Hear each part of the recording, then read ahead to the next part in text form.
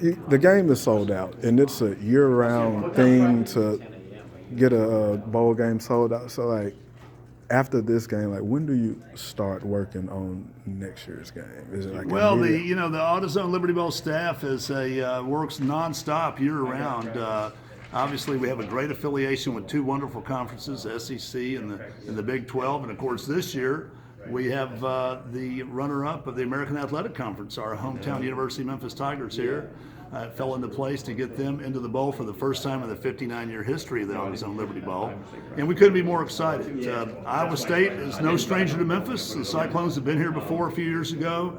They travel, and they travel big, and they come here in record numbers, and we're ready, and we're going to greet them with open arms because they love Memphis, and we love having Iowa State here. So we do have a traffic plan for people living in the eastern part of the community on Southern Avenue, which is one of the major arteries coming into the stadium.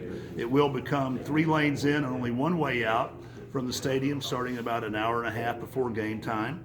A few blocks from the stadium at Josephine, there'll be 3 lanes into the stadium to ease congestion. And of course, for folks coming down Poplar or from Union Avenue or from Central, Hollywood will be 1 way into the stadium before the game, and of course, it'll be 1 way out of the stadium after the game if you're on the central side of the railroad tracks. If you're on the southern side of the railroad tracks, it's just the reverse. It's one way in and coming from that direction, 1 way out after the game. We will have a continual shuttle system running starting a couple hours before game time at the University of Memphis's main parking lot on Central Avenue. $15 to park your car, and doesn't matter how many people in your car, they can hop on a shuttle bus. It'll be running continuously. We got 30 buses running continuously that will take you straight down Central and drop you off right there at the stadium, and of course after the game return you to your car. So this is a hard sellout, and we're just encouraging people to, even though it's going to be chilly that morning, to leave early, give yourself extra time to make sure that you don't miss kickoff. What has this game done for the city as far as revenue-wise?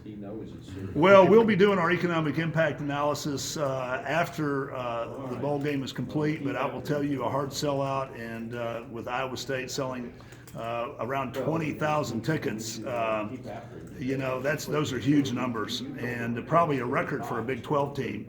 And we're just very excited. I mean, this bowl game has a multi-million-dollar impact on this community economically, to our hotels, our restaurants, our retail establishments.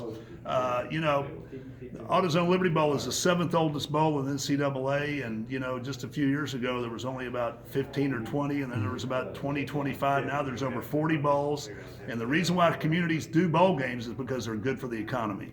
And of course, Memphis has known that for 59 years, how important it is to our economy, and we're just fortunate this year to have what all the networks are saying, one of the most anticipated and most exciting matchups with the high-powered offense of the University of Memphis, and of course a team with Iowa State who knocked off both TCU and Oklahoma in their conference. And it's a great matchup. 2 of the brightest and most exciting young coaches in the NCAA today, and it's going to be exciting.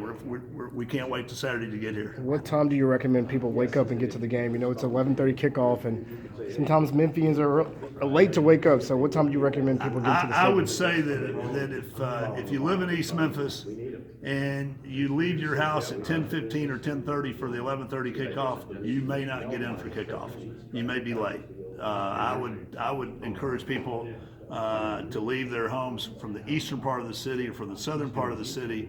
I'd leave by 9 o'clock, 9:15, to allow yourself plenty of time to get situated, get parked, and get into the stadium. And there's so many activities that are going on around the stadium. There's music.